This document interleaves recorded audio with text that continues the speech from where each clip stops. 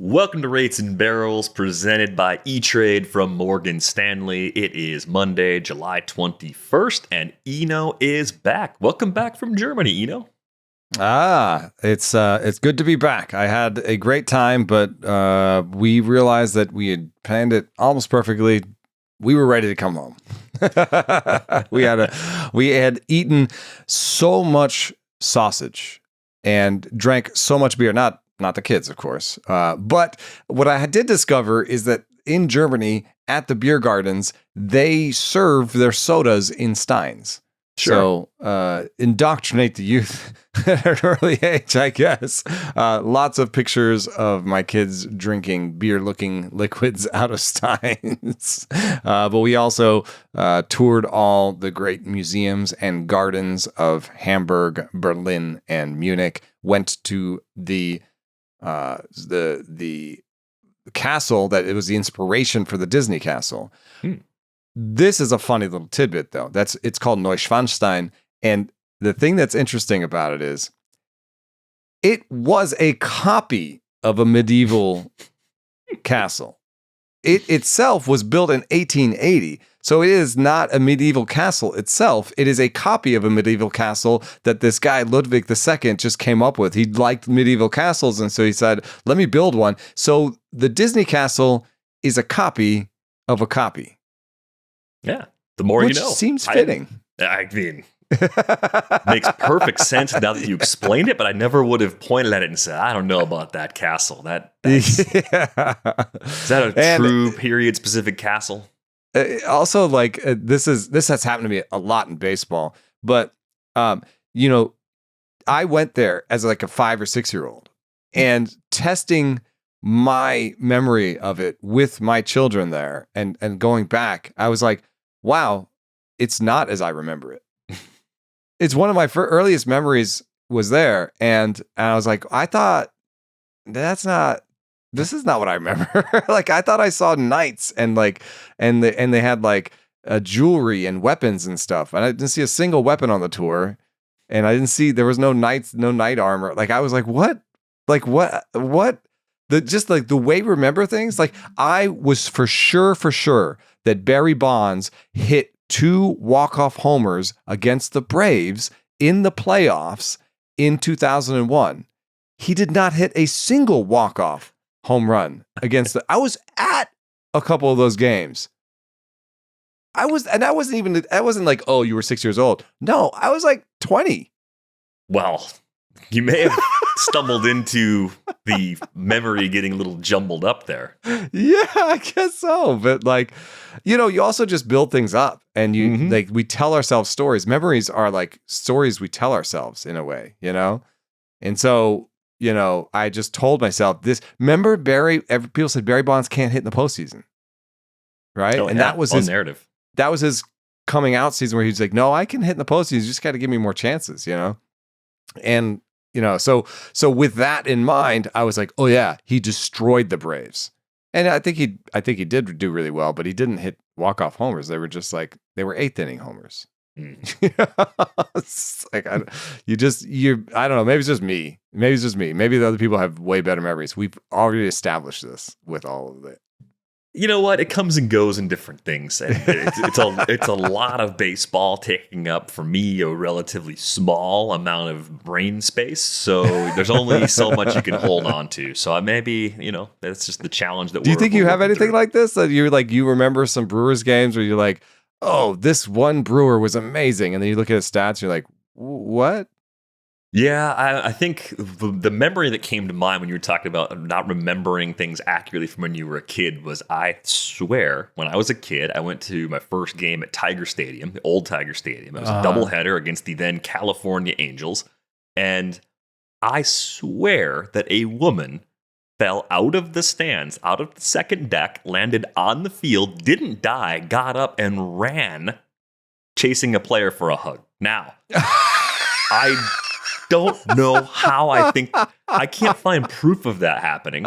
Did you find any story of anything like that? No, man. And I gotta get into microfiche and some of the really, really granular things out there. I gotta really go down the rabbit hole to verify this. So if you were at a Tigers Angels doubleheader in the early 90s, and you also saw someone careen out of the second deck of Tiger Stadium, land on the field, and run after Mickey Tettleton for a going hug. with this didn't happen.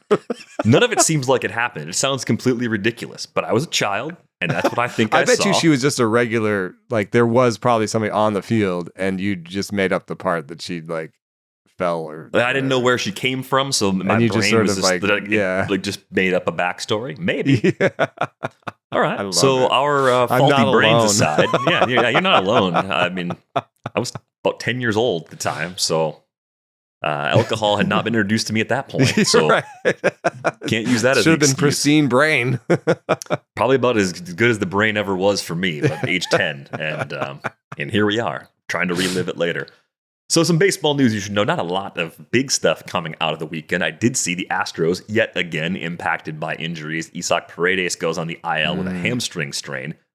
This team, I just keep waiting for the other shoe to drop. We talked about them a few weeks ago. They've played well against good teams. It wasn't this playing way above their skis, several wins better than the Pythagorean record. Nothing like that going on in Houston. The pitching's been phenomenal, but as they continue to deal with absences in that position player group, especially, you have to think it's going to catch up with them eventually. We'll see if this is the one that finally sort of breaks them down.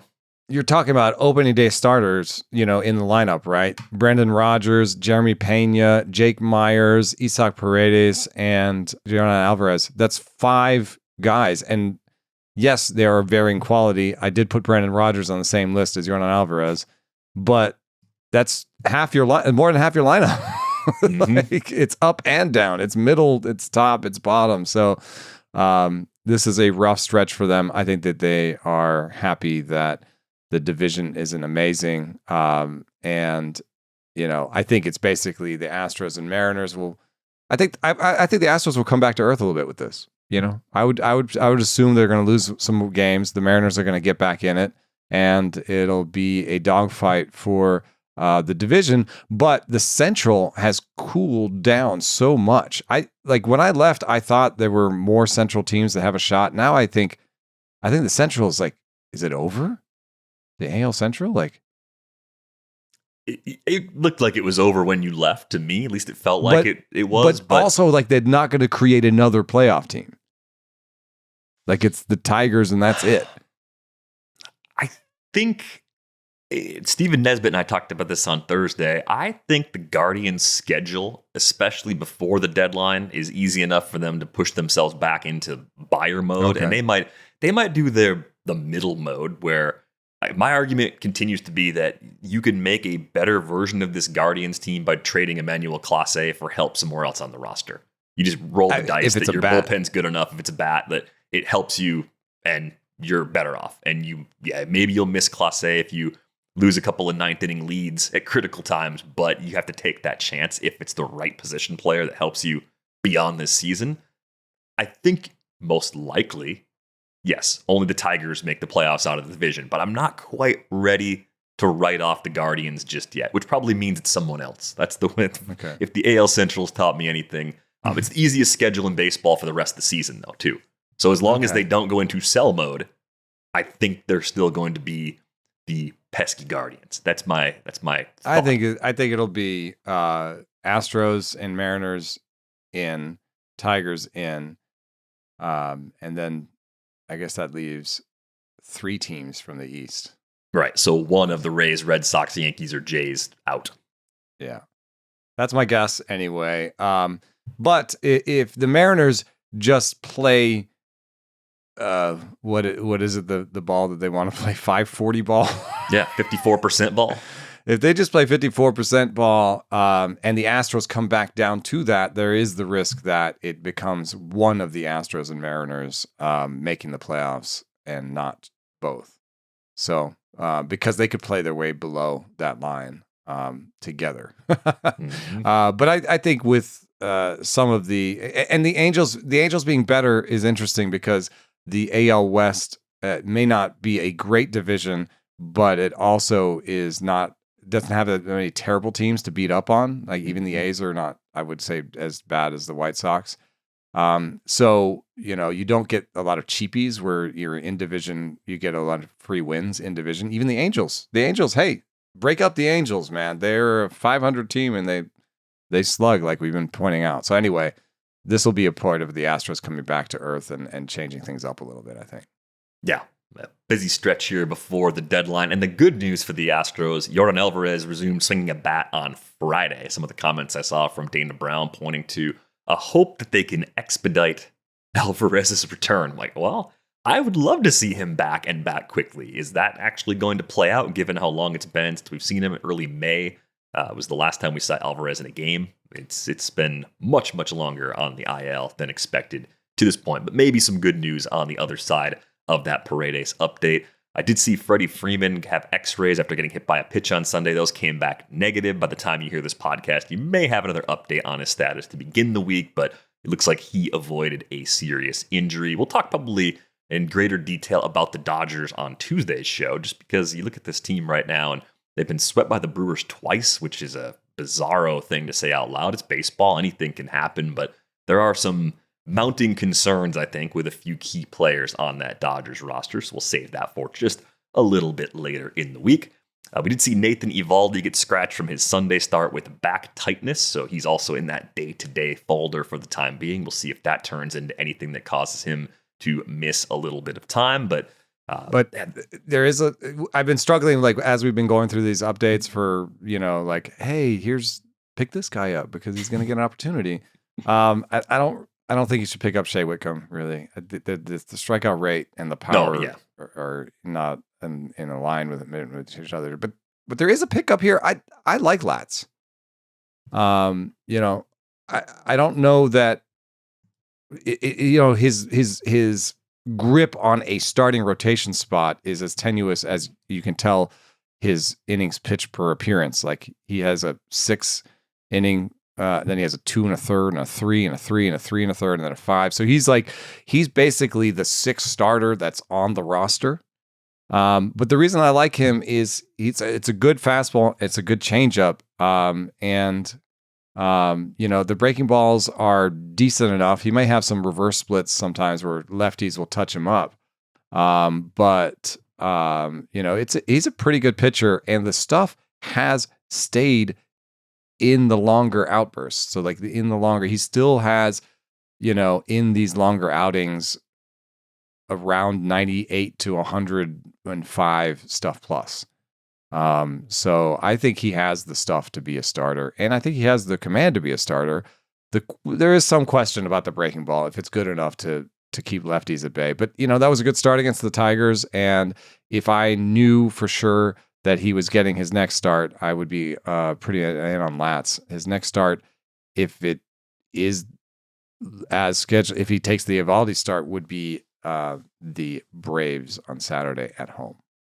Which the park's been playing really weird, as we've talked about, so maybe you get a better floor. I would take that start. I'd take that start. How does he compare to, say, like Colton Gordon, who I know you've liked at various points throughout this year? I mean, if you're looking at Latz, it's more velo, it's more stuff. If they both had rotation slots and I knew it, I would take Latz. Yeah, that was going to be my big conditional ifs. Like, if we knew Latz had a couple of turns in the rotation, that's a move you might be able to make. We'll see if we get further details on Eovaldi here in the near future. The only other injury news I was going to relay was Pete Alonso is expected to be in the lineup on Monday. Came in as a sub on Sunday after getting hit by a pitch on Saturday. Alonso's got a long consecutive games played streak, not like Cal Ripken Jr. long, but just long for 2025. So that's the little extra thing that's hanging in the balance there. But nothing really actionable on that front. Pretty Iron Man-y. I mean, you look at back to 2021, 152, 160, 154, 162, like. He's out there on the field. It's an underrated part of why the runs and RBI numbers for him are pretty good, even with up and down OBP for Pete Alonso. So just somehow underrated. Like if you have an idea for Pete Alonso's career strikeout rate in your head right now, I'm guessing it's wrong. I look at Pete Alonso's Fangraphs page a lot, so it's less of a surprise to me. But yeah, if you're If you've had a minute to think about it, get the number in your head. I'll give you the actual number now. It's 22.8% for his career. For a guy that has that much power, I think, yes, the assumption would be high 20s as a norm. Pete Alonso's running a career best 370 OBP this year. He's got the player option for the second year. I assume he declines that and goes back into free agency. I'm kind of curious to see just how much better he does this time around. I think it will be better offers. I still have a hard time imagining him playing anywhere else. Like, I just think Pete Alonso Met is sort of just glued together forever. I was thinking that because of all the festivities with David Wright, that has to have an impact on a Met who's been a Met his whole career. To watch David Wright be enshrined was a beautiful moment in the weekend, and they emphasize that of the Met greats, David Wright is the only one, and it has something to do with the fact that he had a back injury, and that really ended his career a little bit early. But David Wright was the one that was with the Mets his whole career. He was a fan of the Mets growing up, and he became a Met, and it's such a great story. Other than the back that really hurt him, I tweeted out a thing that in that period where David Wright was healthy, he was a top 5 player. It was Albert Pujols, Miguel Cabrera, Chase Utley, and then David Wright in terms of WAR during the years that he was healthy. So I voted for him in the past for Hall of Fame, and I might again. I admit that it's a borderline case because he just didn't have the length. But Pete Alonso, looking at that, may want to just ensure that he's a Met for life.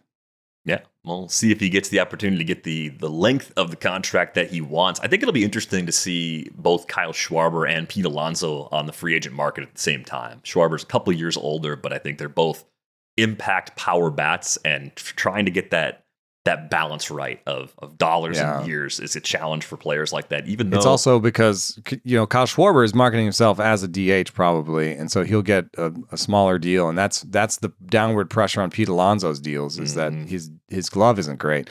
And there's a question: if you're building the Mets, do you want to have Juan Soto and Pete Alonso on the same team? Or do you rather take Kyle Schwarber on a short-term deal, like a 3-year deal, so that the Soto doesn't become a DH while you have this other player locked up. You know what I mean? Extreme wealthy team first world problems right there that you're talking about.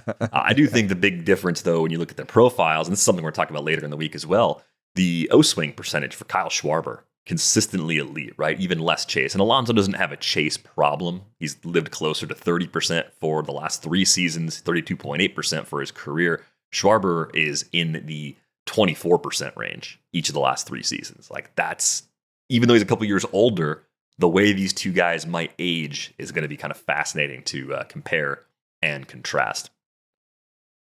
Let's get to some mailbag questions here. I think people were excited for your return. We had a good time while you were gone. I think we had some great guests along the way. Ryan Bloomfield stopped by, Clay Link. Thanks to all of them. Stephen Nesbitt came in. Yeah, we had a whole bunch of folks that helped me out as we moved through the last couple of weeks. And Jesús Luzardo is the subject of a request from our friend Jeff Good. Low Guppy in the Discord had a request for a Jesús Luzardo deep dive. And man, I felt like I was about to victory lap Luzardo in mid-May, and then he had a couple of brutal starts. I mean, a 12 earned run performance against the Brewers. I think he backed it up with an 8 earned run performance to start after that.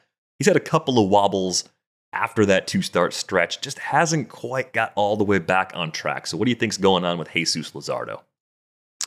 Yeah, the company line has been that he's tipping, and if you look at this clip we've got here, this on the left is Jesús Luzardo with the mustache from the poor games. He had the 2 poor games in a row. It was Milwaukee and Toronto, I think.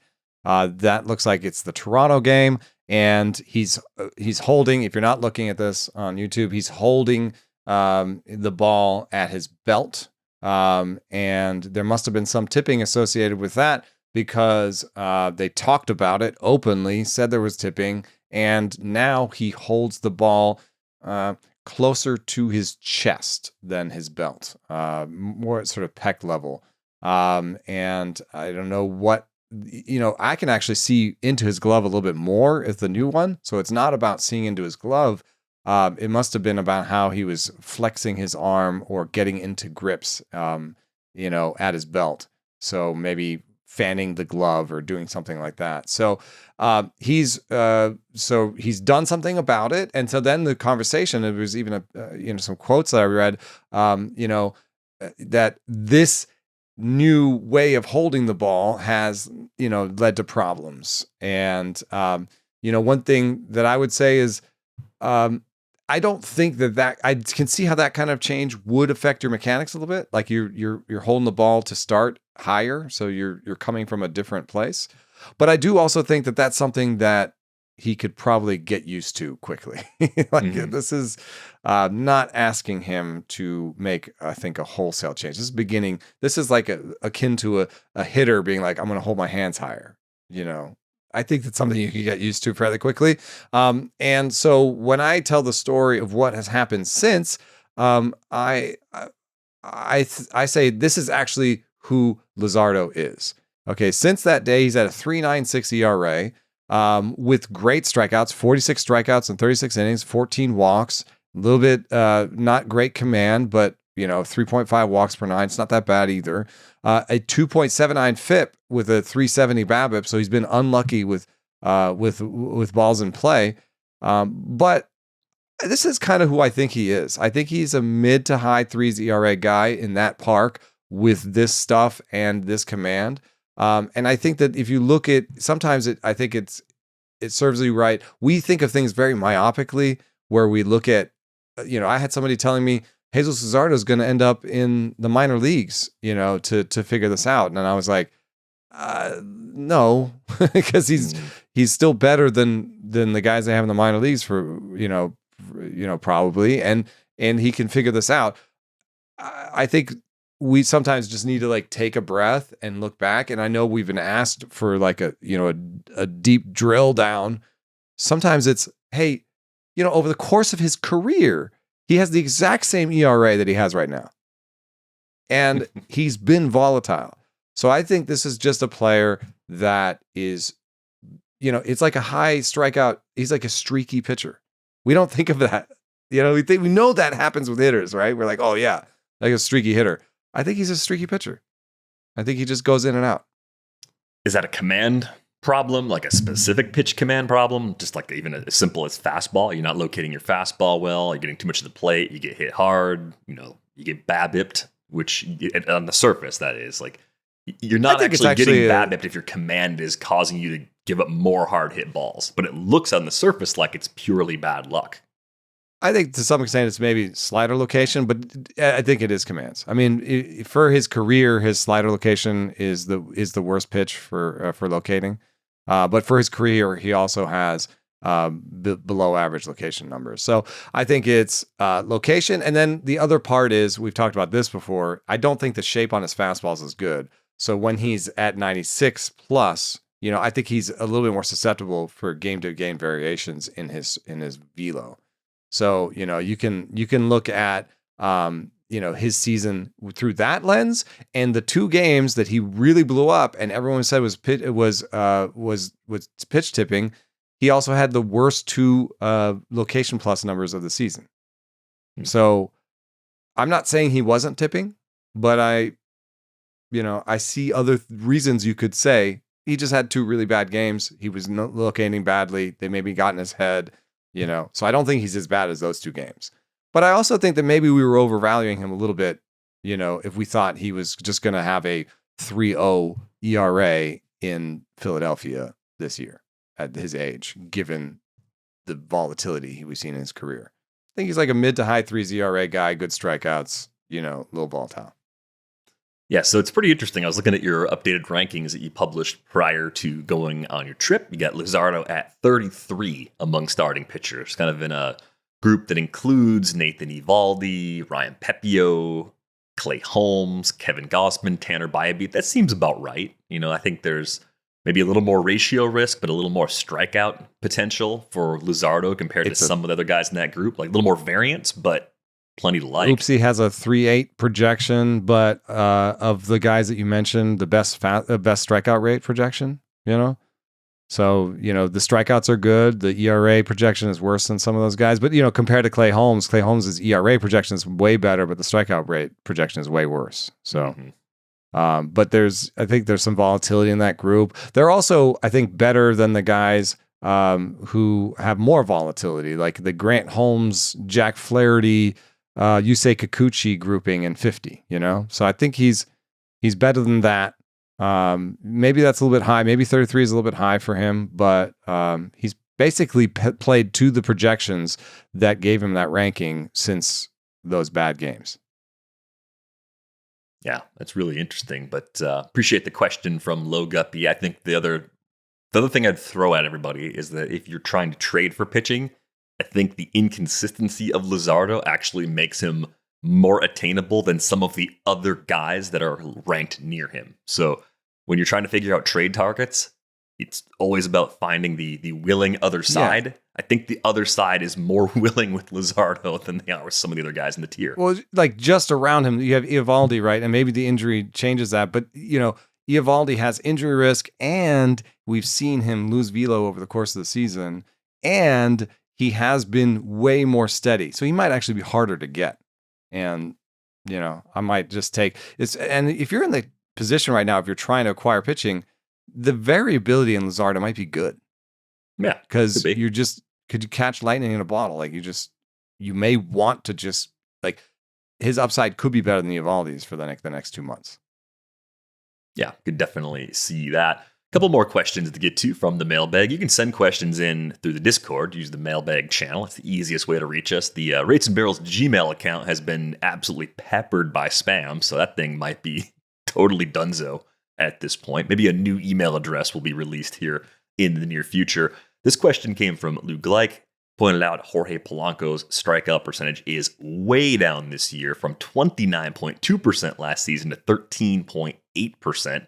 So far here in 2025, previous numbers include a 25.7% K rate in 2023 and a 21.3% K rate back in 2022. Lou wants to know, how do we explain this? I know that players have said the second year hitting in Seattle is easier than the first, but that can't explain how much of an outlier this season is. And one good thing about our Discord, listeners helping other listeners, MJ Logan 42 jumped in on this one. I think this is an interesting answer because it might be most of the right answer or all the right answer. Looks like a change in approach from 2016 to 2021. He had low K rates and low walk rates. You'd assume he is swinging earlier in counts. High walk rates in 2014, 2022, and 2023 correspond with the high K rate, seeing more pitches and swinging less. 2024 is the adjustment year, taking on the new old approach and adjusting to Seattle. And that feels like a pretty good explanation, at least for a large part of what's going on. But do you think there's more to the story with Jorge Polanco? One thing that is interesting is he's not been great at fastballs this year. And so I think that actually speaks to this idea that maybe he's had a change in approach. This is a great year for him for hitting sliders and cutters. And, you know, I think that it's possible that he's sitting slider, you know, and, you know, that might be helping him. He has been good against sinkers, but they're not throwing him as many. So against four-seam fastballs, he has a 198 batting average and a 366 slugging.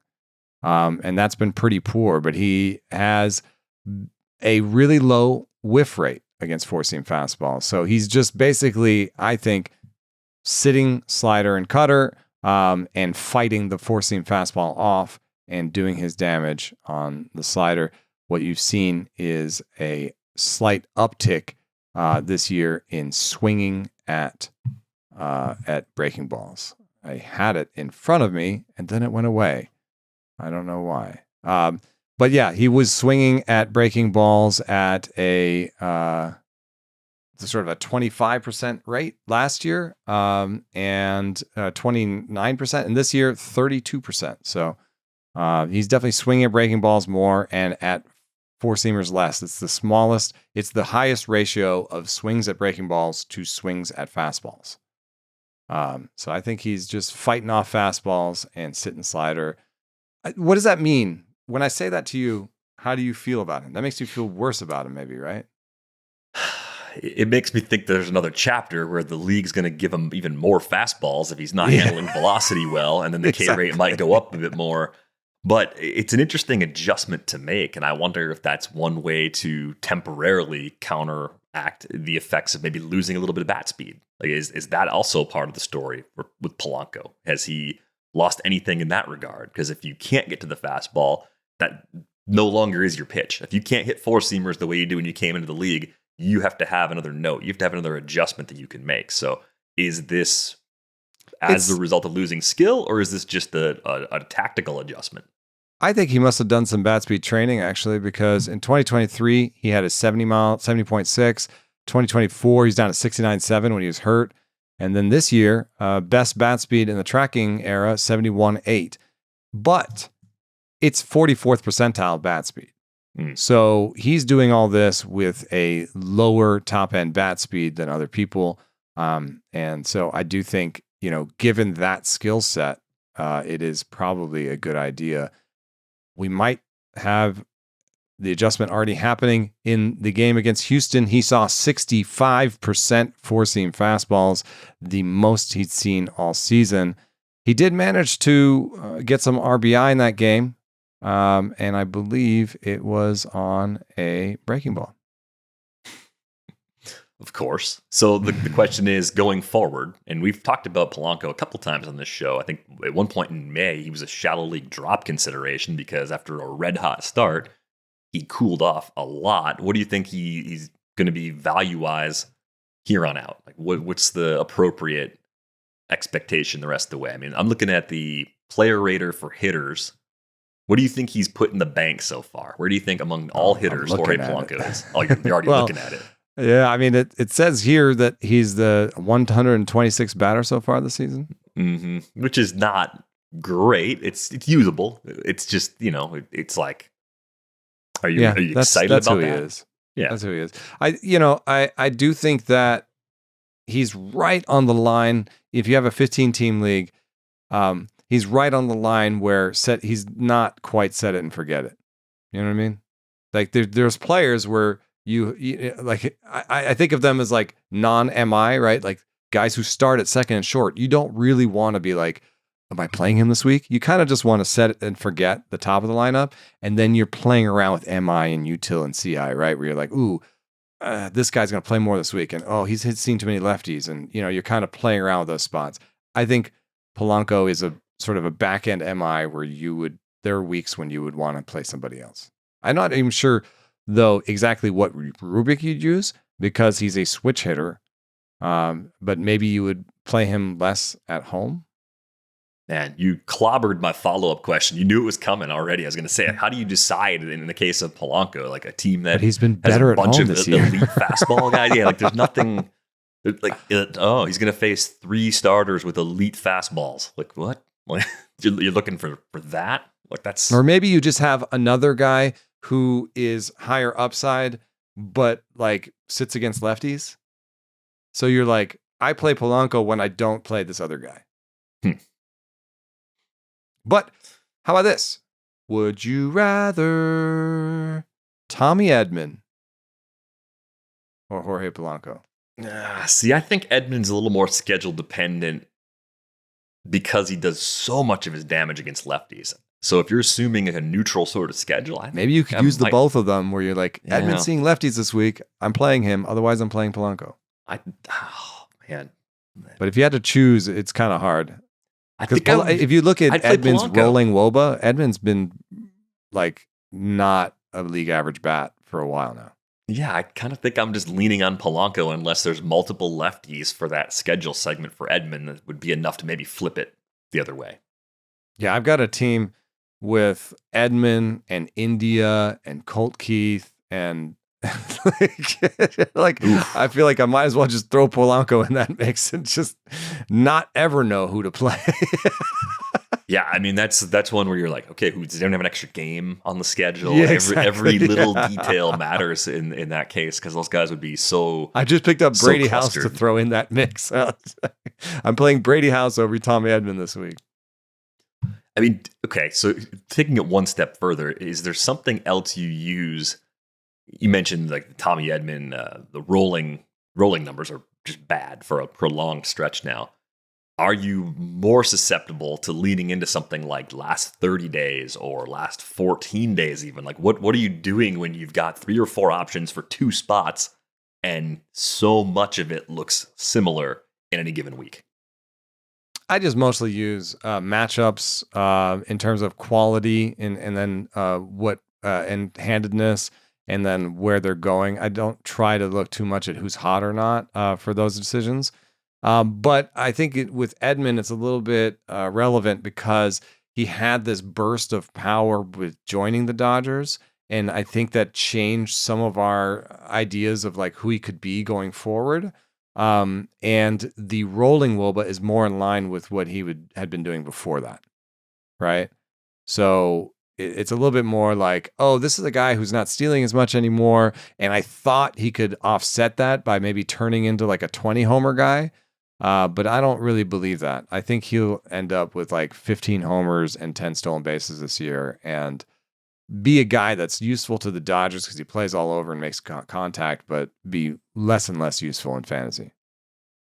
Right. I mean, I think with Tommy Edman, the stolen bases are the thing that I'm looking at. I'm like, where'd those go? He's played 78 games this year. He's got 3 steals, and it's hard to steal out of bases with a 278 OBP. But there's some injury involvement. He just hasn't gotten back since the injury that really hurt him in the first half of last year. Is my assumption.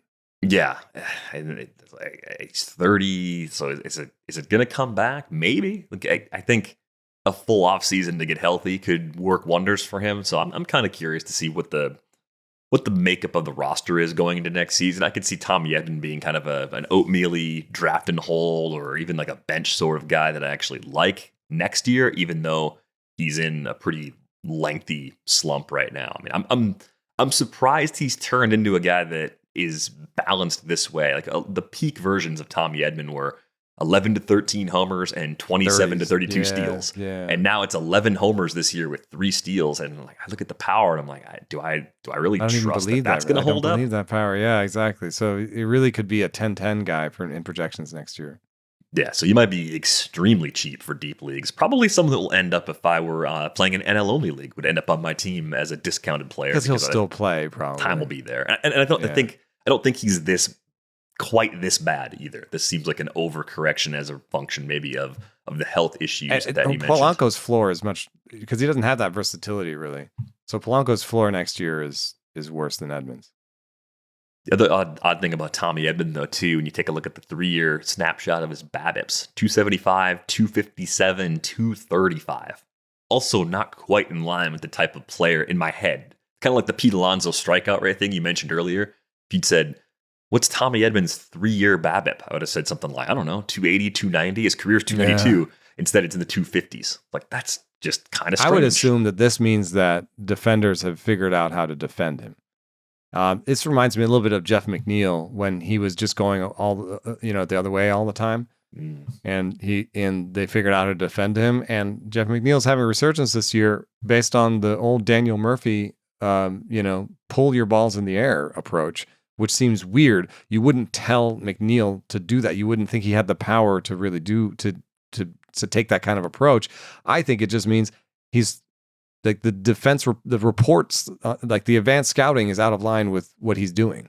So they're not defending him as well as they could be. And, maybe Edman has another adjustment in him to get out of this. He certainly puts enough balls in play, has still enough speed. He's 66th percentile. He's down from 89th percentile speed to 66, but 66 is still good enough speed, and there's enough contact where there's not anything I'm underlining where I'm like, oh, he hits 50% fly balls. Of course he has this BABIP. There's no reason for him to have this BABIP, really. He hits the ball hard enough, and he has legs, and, has legs. Yeah. He should get back to running a little bit better in the future, even though speed generally doesn't age great. Like everything, it just slowly whittles away, but I think he's just more about like figuring out how to steal bases with 66th percentile speed than is thinking he's going to get back to 88th. Because there are players who are 66%. Like Acuna Jr. was stealing a lot of bases and didn't have his top end speed anymore. Right. Like, okay, pop quiz. Where is Christian Yelich's sprint speed right now? Yeah, I would go 52 percentile. He's 70th percentile, but still. But he used to be like 90th or 85th or something, right? Let's roll it back to, if you go back to 2015, 93rd percentile. Yeah. But it's held up better than expected. And but if Yelich could steal 20 bases, with the same sprint speed, like you'd think that Edman, who has a history of stealing bases, could steal more bases with the sprint speed. And sprint speed's weird, as we've talked about before, because last year, before he had surgery on his back, Christian Yelich was 80th percentile in sprint speed. Sure, that makes sense. He's healthier now. He's clearly healthier now. He's down in the 70th percentile. But it doesn't matter. He's still stealing a lot of bases. Maybe he's jogging too much. Maybe he's jogging too much. It's just taking a little off sometimes. I don't know. And that's always an ongoing conversation, too. It's like the guys that know when to use the speed and when to use 60 or 70% of their speed. Like there's nuance to that. That's a good thing to not go 110% all the time. You will get hurt doing that. But thank you for the Jorge Polanco question, Lou. Oh, also, since my brain is now finally working, not naturally 90 minutes after our production meetings are over, I was thinking about defensive positioning when you were talking about Tommy Edman, because I was looking at the Pirates.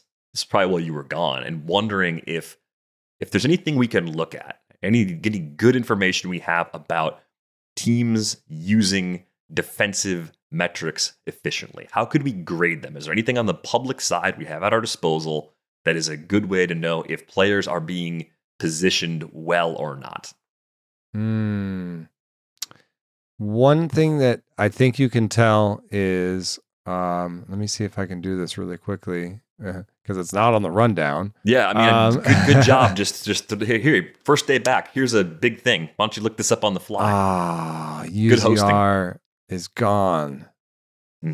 So in the past, you could have used UZR versus outs above average, and the StatCast framing runs. You could have used the UZR to be like, UZR doesn't have starting position in it, So a team that has great UZR but poor StatCast defense would be a team that was positioning their players well. So I don't know how to do that. Otherwise, is maybe the components of DRS. You can maybe use.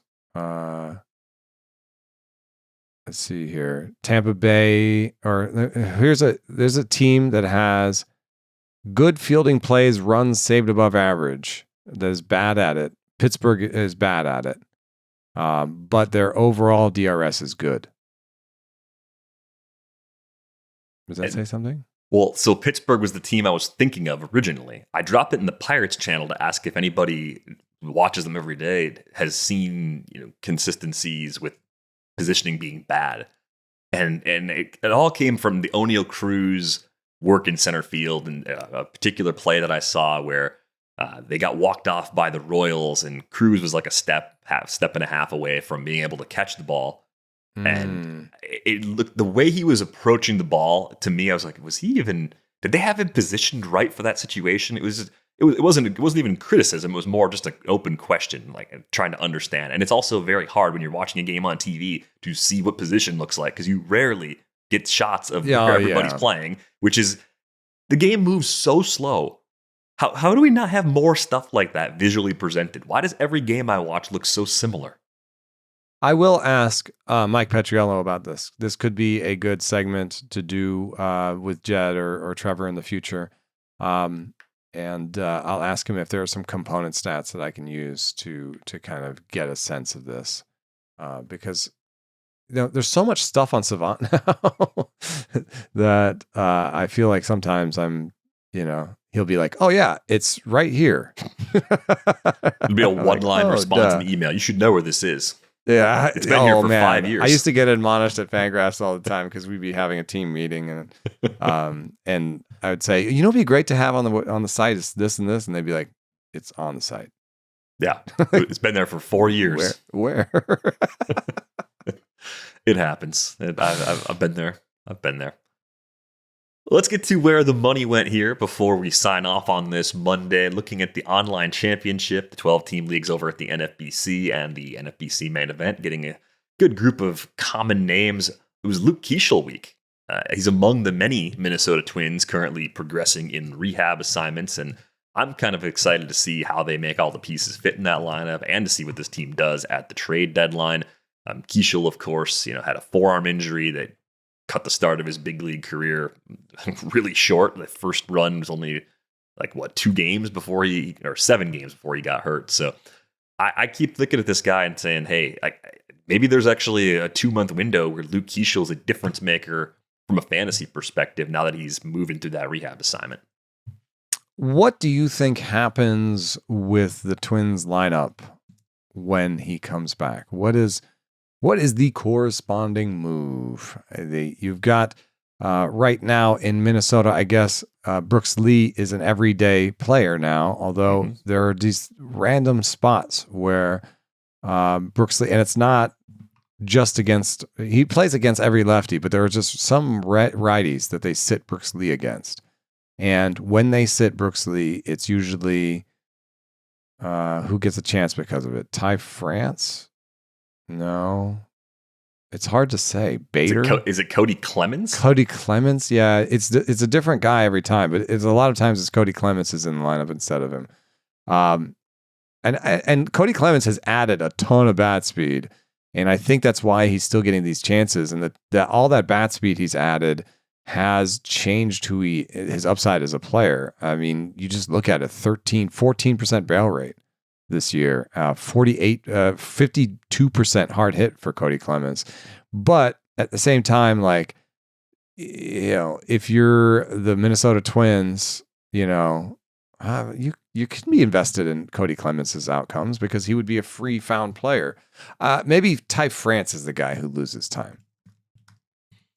I wonder if this is a team that can trade a major league position player and stay in the mix. They might be one of those rosters where it's not even necessarily waving a white flag on the season. It's just saying, we got more quality big league bats than we actually need, and we want to get a look at some of the younger guys. Well, I think that's a definite case with somebody like Harrison Bader. Yeah, easy to move Bader somewhere else and still be a team that could possibly hang around if you get really hot in the final 2 months. Maybe you get more for Trevor Larnach, who, he's 28 and he's got a 101 WRC plus and he's a bad defender. But, some other team might say, we just need this bat and we need him to be cheap and we need to have him for next year too. So somebody, I don't know, it wouldn't work with the Guardians in division, but, like a Rays team or something being like, we just want to have this guy. I don't think the Rays would work either, but. Well, the other guy that they could trade in, again, I don't think it's a white flag situation by getting rid of him, but Willie Castro is a pending free agent. Switch hitter, plays all over. What's that the would affect downside Keaschall's of playing him? time? I'm just worried that Brooks Lee has played his way into pretty good playing time, but maybe an 81 WRC plus is maybe that's the move. You trade Willie Castro, you make Brooks Lee your new Willie Castro, and Luke Keaschall is your starting second baseman. Yeah. The other thing that's pretty easy to do is maybe just release Ty France and play Royce Lewis at first some days. I know Royce Lewis didn't want to play second. How does he feel about first? Or DH Royce Lewis some days? Yeah, maybe Royce Lewis DH is, by the way, not very happy right now. He is accusing basically the Twins of jettisoning him and not valuing him. And he said that, if you don't play well enough, you're SOL, you're not in the lineup or whatever.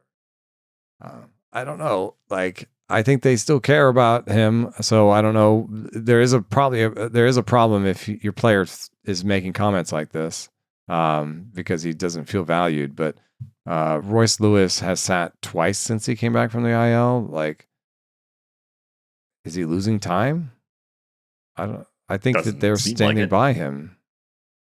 Yeah, I don't know. I didn't see those comments, so I didn't have that front of mind at all. But the playing time lately, I mean, 2 days off since coming back July 1st. That's just a little bit of maintenance. I guess he got for a guy pinch that's hit been hurt a for. lot. He was not happy about it. Oh, okay. I guess that's a guy that there's no reason why you couldn't trade Royce Lewis if you wanted to. No, who would trade for him though? But that's the question. What do other teams see in him given all the injuries he's gone through? But they see the good barrel rate, the good strikeout rate. Like they would like this bat. I'm sure of it. And I think there's a big difference between what he should be doing and given these peripherals and what he's actually doing. I would even trade for Royce Lewis in a keeper league right now. I think this would be a great time to get him. Window seems wide open to make a move like that. A couple power hitting catchers. I mean, Francisco Alvarez and Adrian Del Castillo both got picked up in a ton of leagues. Alvarez back from his stint at AAA. Oh, he's back. I knew he had to be back soon. He was just tearing the cover off the ball down there and it's unreal. What are you doing here? Like, he should be in the major league. Hit 12 homers in 29 games. That was after a little bit of a slow start down there. 57.1% hard hit rate. So I bet you just got back. He was like, you know what? Enough of this using the whole field nonsense. Like, I'm a catcher. I'm here to hit 210 and hit 25 bombs. And I think that's the version we'll get. Yeah, the Del Castillo thing is interesting because how do you see his role kind of working in Arizona? I think he's going to play enough to be useful in 2 catcher leagues, at least in the short term. But what do you think? There was some bad news with Moreno. I guess that's why they brought him up. Because they DH'd him 3 consecutive days, too. So they'd like his bat enough to just roll him out there. And I think they faced all righties this weekend, but still. Moreno was supposed to come back now, and instead they put him on the 60-day IL because of a fracture they didn't find before or something. So, I think there's a 1 month window here for Del Castillo, and I think he could be. That's a miss for me. I mean, I'm just coming back from vacation. I wish I would have picked him up somewhere. I was focused a lot on streaming, so I got a lot of Brandon Young. Ooh, Brandon Young. All right. Yeah. That's not very nice to Brandon Young. He wasn't on my radar for a pickup, but I'm curious what you liked about him, just the matchups. Yeah, he's got two good starts. And I think he has changed his changeup in his last outing. So he's gone from a splitter to a changeup, and maybe there's something that could click. He's a guy who has a lot of different pitches and command and that kind of level of stuff where it could work out. You know what I mean? It's not like 70 stuff. It's in terms of stuff plus, it's more like 90s. It could work out. I also got Randy Vasquez, who I'm not super excited about, but again, 2-starter, and it's in one of those leagues. I've made the decision in those leagues to I'm going for Ks and wins, and that's where I can move in the leaderboard, But one interesting pickup that I did make in TGFBI was Nestor Cortez. He's about a week or 2 out, I think. This is the time to pick him up. Picked up Angel Martinez too, and Anthony Bender. I think Bender might be the closer now in Florida. It's a strange thing. We should probably have a bullpen episode sometime. We're due. I think, probably right after the deadline, we should have one to kind of re-rack some of the situations where people are going to be moving into new roles. We could probably do that on the Friday going into the Fab pickup that weekend. And another thing, so Angel Martinez, or Angel Martinez, sorry. I just like that, he has a pretty good strikeout rate. He's a switch hitter. So, he's playing defensive positions and he's a switch hitter. So I think he's a full playing time guy. I think that's where I'm out on him. And I don't know that he's a great bat, but he is a guy that I think we'll look up and he'll be like 15-15 at the end of the season, or 15-10 with like a 240 average. And that's the kind of guy in 15-team leagues. Oh, and he's MIOF. So in 15-team leagues, he's a pretty good bench piece where you can use him at times and not use him at other times. But Nolan Jones this week is the 34th ranked hitter by Razzball's weekly projections. Are they facing all righties? They are. Are they playing 7 games? Yes, I think so.